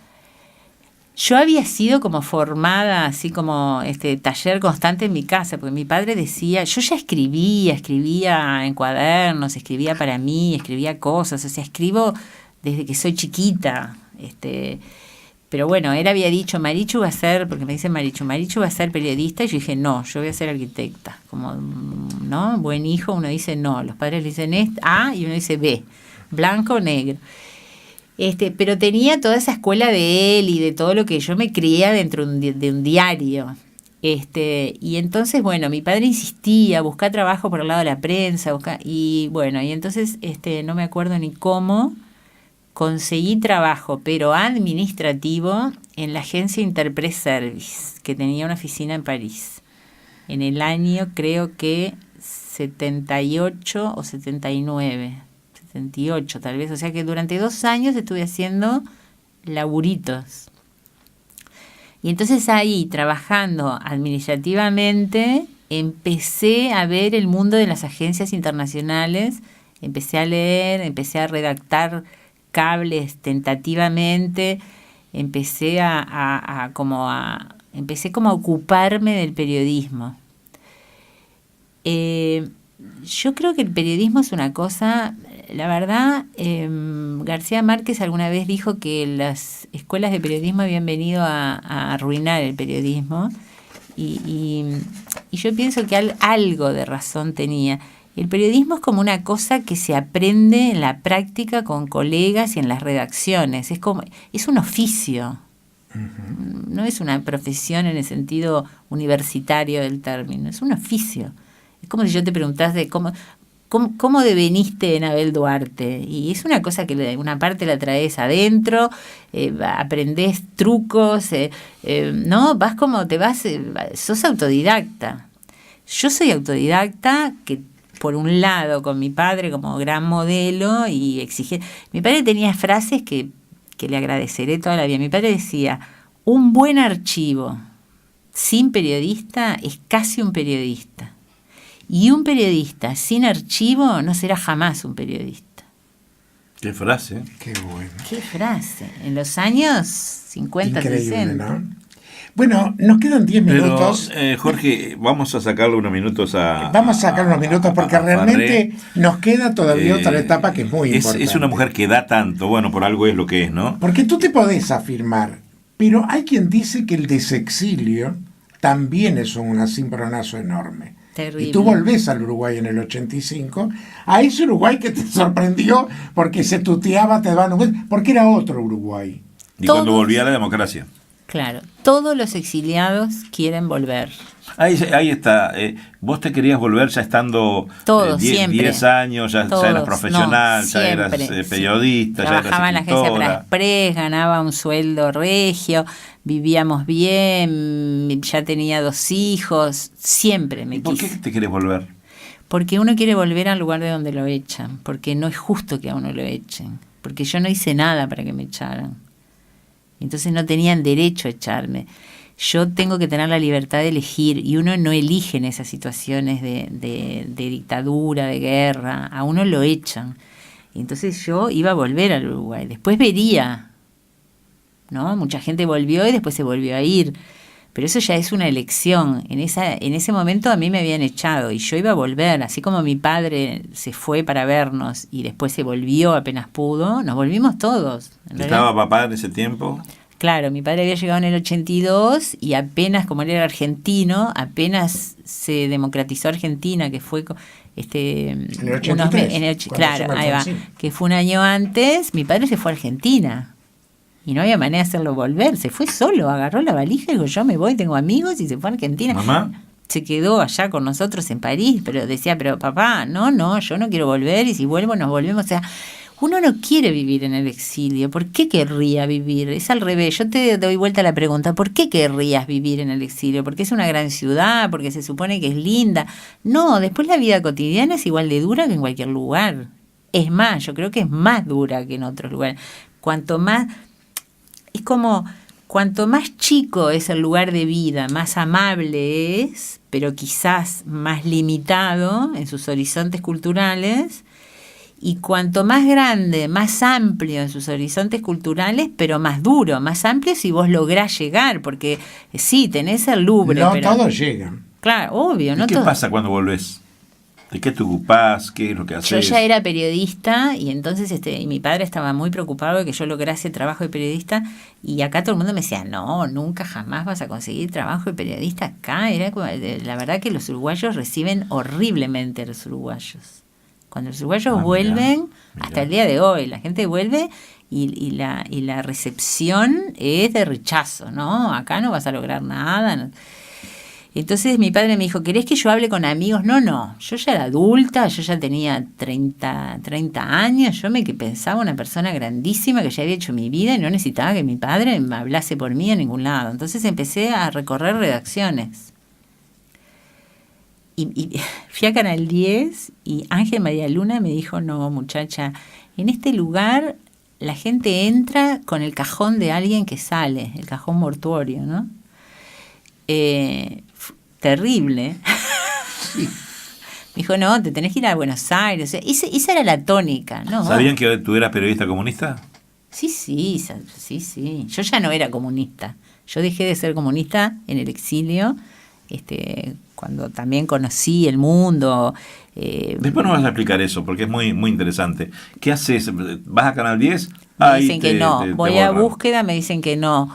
Voy a hablar con un señor que estaba en la Secretaría de la Presidencia, que era conocido de mi padre, que se llamaba Navia de apellido. Entonces me dice, bueno, es muy difícil. Todo el mundo me dice, es muy difícil. Y entonces, como los vascos somos tercos, Brecha acababa de ser fundada. Hacía, no sé, nada. O estaba por ser fundada. Porque yo me parece que yo llegué un mes antes de que saliese. Estaban preparando el primer número.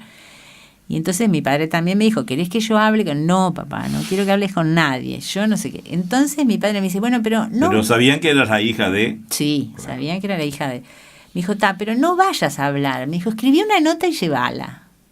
Porque él era inteligente. Bien, pero era la forma de presentarte. Claro. Y entonces le dije, ¿de qué voy a escribir una nota? No sé, me dijo, bueno, tu hermana, no acaban de estar tu hermano y vos en la filmación de esta película que hizo Solá, el senador, sí, se llamaba Tango, el exilio Gardel. Ay, sí. Lo acabo de ver, ayer me crucé con él en el Centro Cultural de España. ¿En Baraglia? No, el veterano que es senador. Tango, el exilio Gardel. Sí, es un argentino. Es una película muy recordada. Que estaba exiliado, acababa de filmar. Mi hermano, que era fotógrafo, había hecho la fotografía. Y yo, que estaba embarazada de mi segundo hijo, que estaba en licencia maternal, me había pasado metida viendo la filmación. Entonces mi padre me dice, ¿no acabas de estar en la filmación con las fotos? Tu hermano tiene fotos. Me dijo, escribí una nota de eso y lleva a la Brecha. Yo, pero yo no sé de cine. Me dice, pero no escribas de cine, escribí de la filmación. Y entonces hice una nota sobre la filmación de la película Tango, el exilio Gardel. Le pedí una foto a mi hermano me dijo, sí, tomá una foto, y subí la escalera de Brecha, pedí para hablar con el director, que era Hugo Alfaro, le dije, mire, yo soy fulana. Me dijo, ¿sos la hija de Ursola? Sí. Bueno, yo vengo a trabajar en la France Press, bla, bla, bla, bla, y le traje una nota a ver si le interesa. Yo trabajaba en ese momento, porque no puedo estar sin trabajar, me había conseguido un trabajo de azafata de congresos de medicina ahí en la intendencia, en los salones de la intendencia, que para mi padre era dramático, que yo de periodista pasé a ser azafata de congresos, y me había conseguido otro trabajo, porque me llevó unos meses esto, me había conseguido muy poco, porque yo llegué en agosto, es increíble, se ve que ya era acelerada, y me había conseguido un trabajo en la cantina de los bailes de la Atenas, que se llamaban candombailes. Candombaile, famoso candombaile. Mi padre se agarraba la cabeza y decía, pero yo no puedo creer que trabajes de cantinera en los candombailes.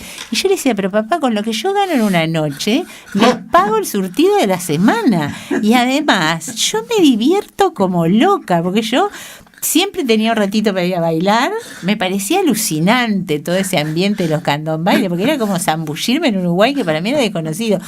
La cantina era un relajo, porque eran miles de personas. Yo me divertí tanto en esos candombailes, que ni sé cómo llegué, no me acuerdo. Entonces trabajé en los candombailes de la Atenas, de azafata de congresos de medicina, que lo único que me parecía terrible era que me obligaban a ponerme un uniforme que además era color bordo, era un espanto. Yo decía a mi padre, ay no, a mí no me molesta ser azafata, pero esto del uniforme me parecía. Y estando trabajando de azafata en un congreso de medicina, Brecha publica la nota. Mira. Y entonces yo quedé impactada, le mostraba a mis compañeras azafatas que me miraban como diciendo, qué raro, entonces era mentira, ¿cómo va a estar? Y entonces volví a Brecha, entusiasmada. Yo dije, me publicaron una nota, ya me contratan. Y entonces Alfaro me dijo, bueno, nosotros no necesitamos gente que escriba de internacionales, que es lo que tu formación, porque ya tenemos, no sé qué. Yo dije, no, pero yo no quiero escribir de internacionales, a mí me interesa lo social. porque yo tenía una curiosidad por el Uruguay que me resultaba completamente desconocido. Entonces él dice que me dijo, porque ahí nació, yo creo que mi carrera en Uruguay empezó por un malentendido. Él dice que me dijo, propone una nota. Yo entendí, trae una nota. Como había llevado una y la habían publicado, yo entendí, trae una nota. Y entonces yo había leído en un recuadrito, en un diario que mi padre trabajaba, que se llamaba La Hora, había leído una cosa chiquitita de que en una industria agroalimentaria en la Ruta 5, en el kilómetro 35, que se llamaba Mázzaro, me parece. Domingo Mázzaro. Le pagaban a la gente con dulce de membrillo.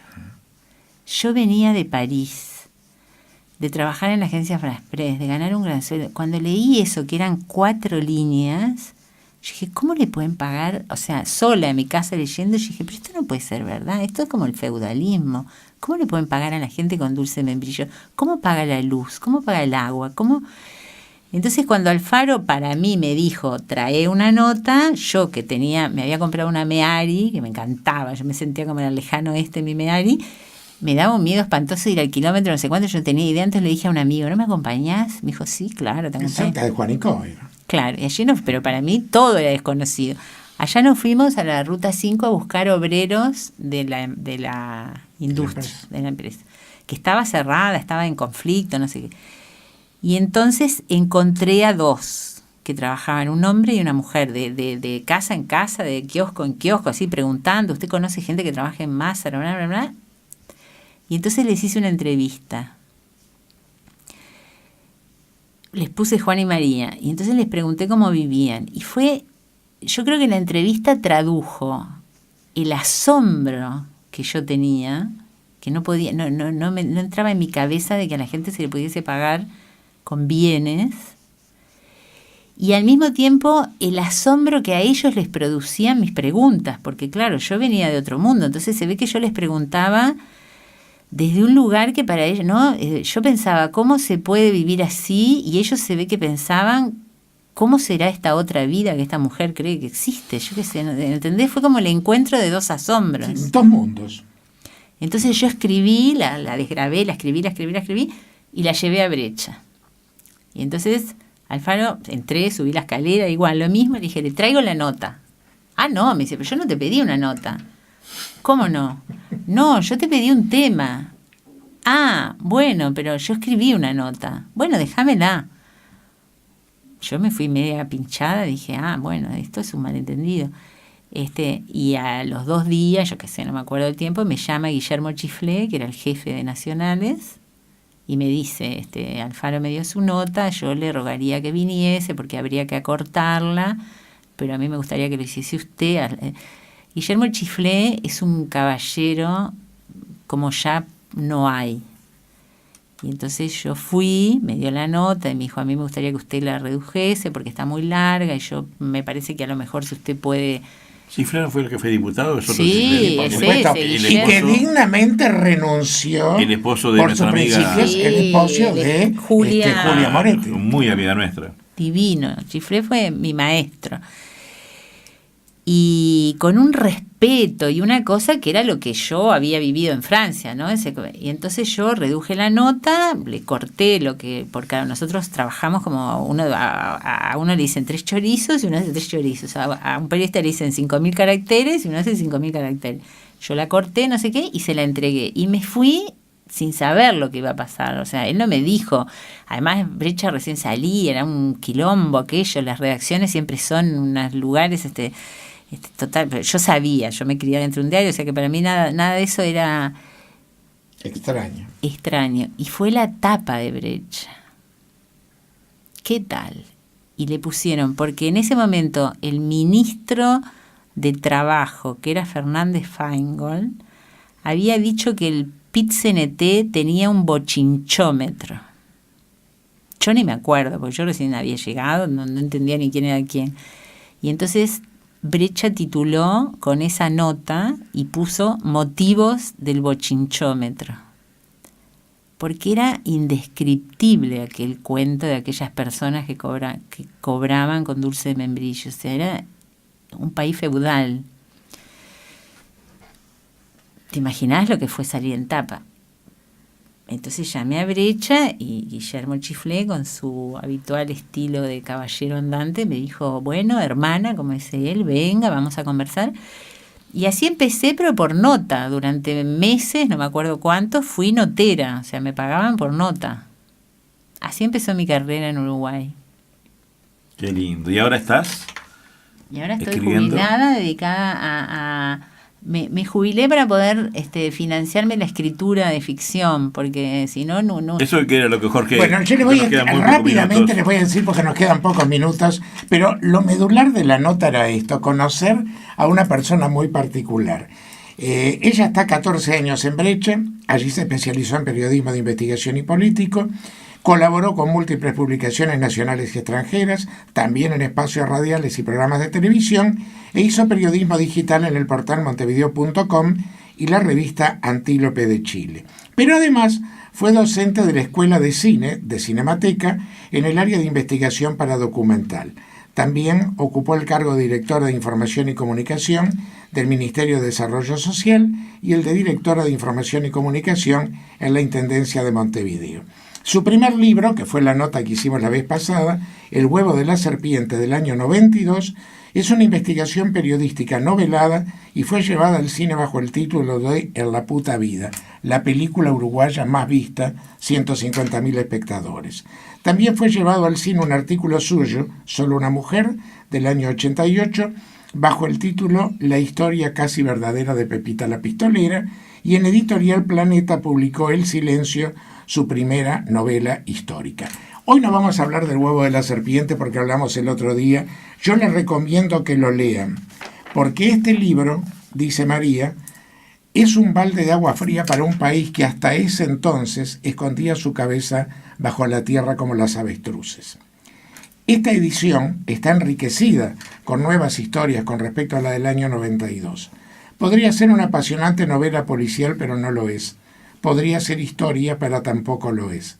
24 años después, todo sigue igual. Y María, el otro día, entre las cosas muy interesantes que dijo en el reportaje, es que el Uruguay, lamentablemente para muchas cosas, sigue mirando para el costado como hace 24 años. Mi querida María, esto era para estar hasta... Mirá, como esto es grabado, estamos a 5 minutos de comenzar al aire, porque estamos en el día miércoles, pero nos quedan 3 preguntitas que lo hacemos a todos los invitados, ¿no? Hace 32 años.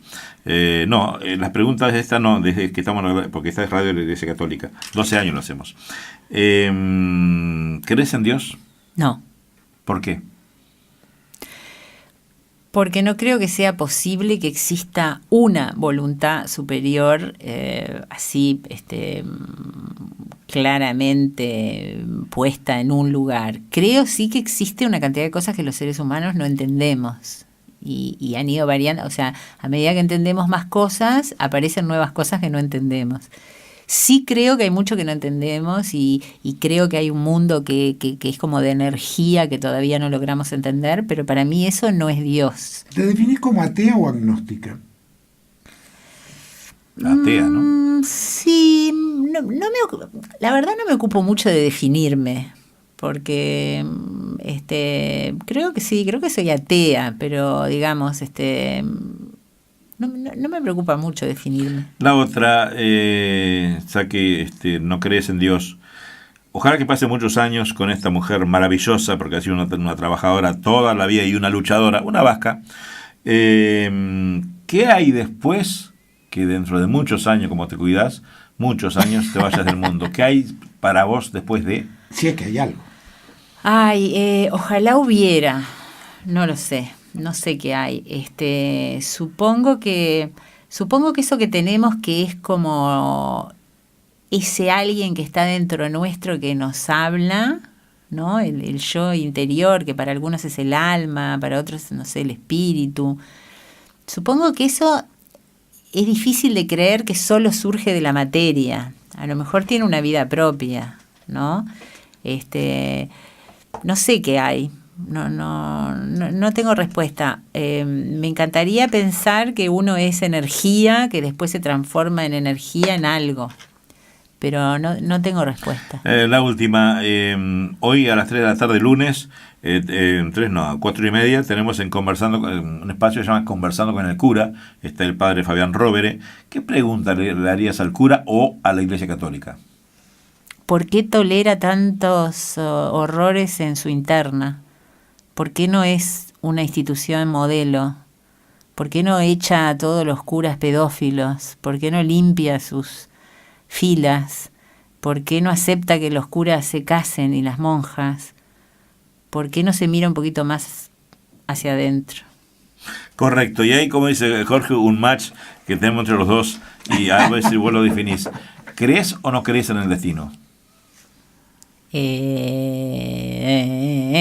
pregunta. Creo que hay una dosis de azar en la vida, que no sé si es lo que ustedes llaman destino, que es muy grande. Eso es a lo que yo llamo destino. Pero que para encontrarse con ese azar uno ya tiene que haber hecho algo. Uno no se encuentra con ese destino si no hay algo que uno hizo que lo lleva en ese camino. Y dos últimas que, a ver, estamos a 5 minutos del aire. A ver, con todo lo que sos, decías algo que me llamó la atención, que no sos más comunista. No. Pero con todo lo que fuiste como periodista y demás, si tú hubieras hecho una carrera política, seguramente hoy serías diputada una dirigente importante. O ministra. No, me hubiesen echado. ¿No? No.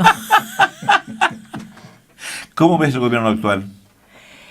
Lo veo como perdido, como con un libreto medio agotado. Me parece que hay muchas cosas nuevas que hay que inventar, porque en realidad el capitalismo es un horror y no me preocupa que el socialismo se haya caído, porque yo creo que los seres humanos tienen el deber de inventar una vida mejor para todos. Entonces ahora me parece que que todo lo que fueron los postulados, muchas cosas se hicieron, el Uruguay cambió, pero hay muchísimo para hacer y hay que renovar el libreto. Y sobre todo no mirar para el costado en temas profundos.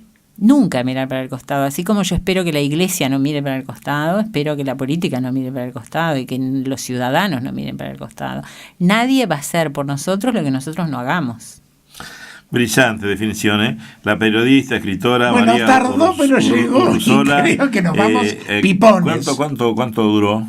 Y duró 1 hora 42 minutos. Bien, ¿alguna vez te has hecho un reportaje así, sin tanda, sin nada de tanto tiempo? No, es la primera vez, pero tú sos un personaje, de los medios de comunicación en Uruguay, ¿no? Claro, pero te desnudaste totalmente hoy con nosotros.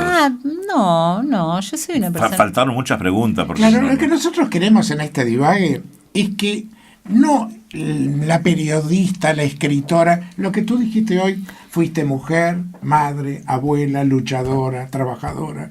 Bueno, eso es lo que descubrimos hoy de María Urruzola. El libro lo compran, lo leen y se van a encontrar con muchas figuras conocidas y muchas cosas importantes, pero eso es otra historia. Hoy queríamos ver quién eras tú. Soy una persona transparente, lo que pasa es que he generado un mito que va antes que yo. Primero llega el mito y después llego yo. Entre nosotros. Tenés una fama de guerrera Por que me dijeron, ojo con María Urruzola en el reportaje. Esa es la fama que tengo. Pero fama porque sos una mujer que yo te vi así, me enamoré de tu personalidad, sinceramente. No tenía el honor de conocerte, así de nombre, por supuesto, pero cuando te vi, dije, pero esta mujer es una luchadora, pero no esa guerrera que puede tirar bomba para acá, para allá. Capaz lo haces en otro estilo, pero... No, a lo mejor esa fama que yo tengo habla más del país que de mí. Claro. De cómo la gente imagina una persona guerrera, que es coherente, que va para adelante, que no tiene miedo. Mis amigos, entre los cuales Marinés Ovaldía, que yo la adoro, ella dice, yo soy la gordita buena del 10 y soy re mala, y vos sos la mala vasca de Brecha y sos más buena que Lassi. Eso sí, estoy de acuerdo con María Inés. ¿Te irías otra vez del país o ya plantaste no me iría, no. Tu vida acá? No, mi vida acá.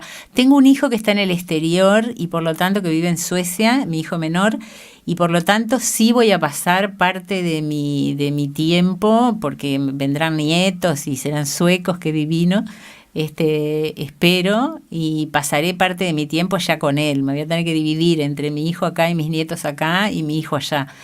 Pero no, este es mi lugar en el mundo. Una pregunta tonta para el final.